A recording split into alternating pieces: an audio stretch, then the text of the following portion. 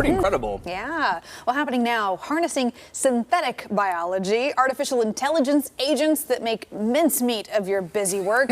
All of that and more under discussion at America's premier AI industry conference. Yeah, the Ai4 Conference wrapping up in Las Vegas today, bringing the cutting edge to the desert. Interesting conversation to be had here. We have event organizers Michael Weiss and Joshua Browder here to talk about the conference and the future of AI. Thank you guys. Appreciate your time. Thanks for having us. Good morning. I want to jump right into the heart of it. What is the future of AI? What does it look like for the American people? And I know what a big concern, of course, jobs. Are jobs going to be at stake here? Yeah, good question. I mean, the future is AI, honestly already is, but it's going to just be everywhere. Every part of our lives is going to be touched by AI. And from a job standpoint, it's a fair concern, and it really just depends on what your job is.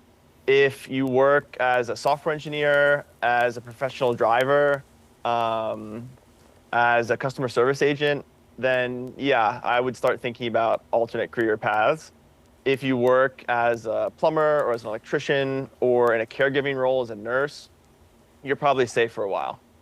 Huh, interesting. Well, Joshua, give us an example of something that, you know, a robot lawyer could do that would have traditionally been handled by a human. How are we going to see AI moving into more and more of these workspaces?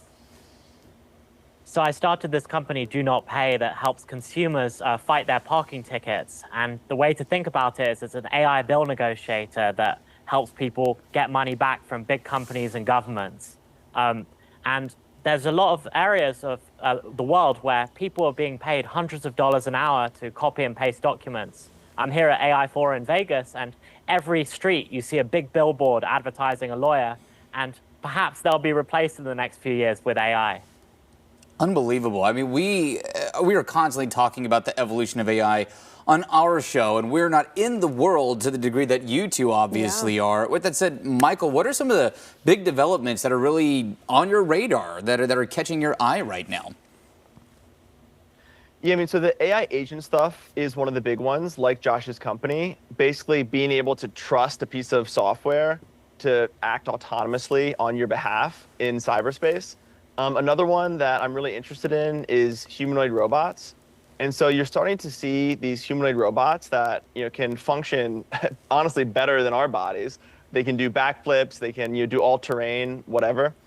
And now you have people building these, they're called large world models, which are basically going to be AI models that enable these humanoid robots to navigate our physical world. And so I think within a few years, we're going to see humanoids that can fold our laundry, that can, deliver our groceries and things like that. Wow. It's so really wild. Interesting. Well, of course, the conversation around AI has covered lots of different things. How does the industry respond to reports like the recent study from Center for Countering Digital Hate, that found AI is potentially feeding harmful content to teenagers and younger users? Yeah, so it's a very real concern. We actually had our opening keynote this year was the president of, I believe it's called AFL. They're a big teachers union. They represent like 1.8 million teachers. And she was actually calling for regulation of these models for children. And her take was basically, your 12-year-old kid shouldn't be able to interact, with these models without any guardrails, which, I think it's a fair take. Yeah, I think it's a very, very valid concern. We could talk about this all day, so I do want to get this one last question in, which is what can people do to keep up with this pace? I mean, AI is evolving so fast. There are new developments in every facet. What can we do to make sure that we are caught up and not getting left behind here in the AI world? Yeah, it's a good question. And I mean, the answer really is the same as when cell phones came out or personal computers came out or even the internet came out. When these new technologies come out, people, they stress out, and it's a lot of change. But the answer is buy a cell phone, buy a computer, make an email address. And now the answer is sign up for an AI app. So I just encourage people to subscribe to whether it's ChatGPT by OpenAI, Claude by Anthropic, Gemini by Google, Perplexity. It doesn't really matter. Just sign up for an AI model and start talking to it and develop a relationship with the technology. So fascinating. Understand how it's working. Yeah.